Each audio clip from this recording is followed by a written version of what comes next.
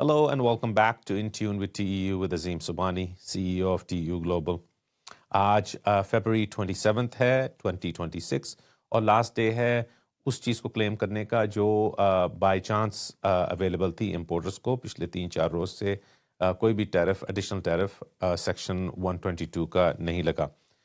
उसकी वजह से काफ़ी लोगों की काफ़ी बचत हुई। हमारे इम्पोर्टर क्लाइंट्स जो हैं उनके लिए हमने उसको क्लेम किया है एंड दे वेरी हैप्पी। और आपके अगर आप हमारे क्लाइंट नहीं हैं और किसी ब्रोकर से काम कर रहे हैं तो मेक श्योर कि वो आपकी जो इस दौरान 3-4 रोज़ में शिपमेंट्स आई हैं उनकी प्रॉपरली ड्यूटी एग्जेम्प्ट स्टेटस को इंश्योर करें।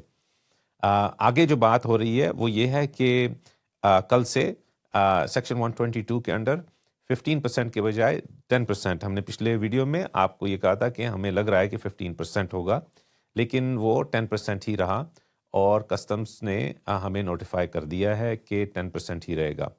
ये 150 डेज़ के लिए था, तो जुलाई 24 तक ये इसी तरह रहना चाहिए। उसके बाद और उससे पहले भी हम ये देखेंगे कि कस्टम्स एडिशनल टैरिफ्स की किस तरह से बात कर रहे हैं। सेक्शन 301 जो पहले चाइना के अगेंस्ट यूज़ हुआ था, शायद इंडिया को भी अफेक्ट किया था, उसको ही बेसिस बनाकर शायद नए टैरिफ्स लगाए जाएंगे इसके बाद।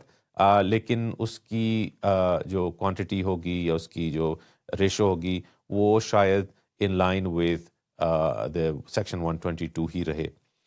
इसका मतलब ये है कि 10-15% के करीब बेस टैरिफ होना चाहिए। That's the information we have. उसके अलावा आपको एक और जो चीज़ इंश्योर करनी है कि आपके अगर रिफ़ंड अप्रूव होते हैं तो आपका एस पोर्टल रेडी हो। आपके ब्रोकर्स अगर नहीं कर रहे या उनके पास एक्सपर्टीज़ नहीं है या उनके पास एरर्स आ रहे हैं, आप हमें कांटेक्ट कर सकते हैं TEU पर checkmyduties@teuinc.com। ये हमारी स्क्रीन पे आ जाएगा, आप उस पर ईमेल कर सकते हैं। हम आपकी ड्यूटीज़ भी चेक कर सकते हैं, कितनी ड्यूटीज़ आपने दी थी और ये भी कि आपको कितना रिफ़ंड आ रहा है। और अगर आपका एस पोर्टल सेटअप करना है तो हम आपकी फुल उसमें हेल्प करेंगे।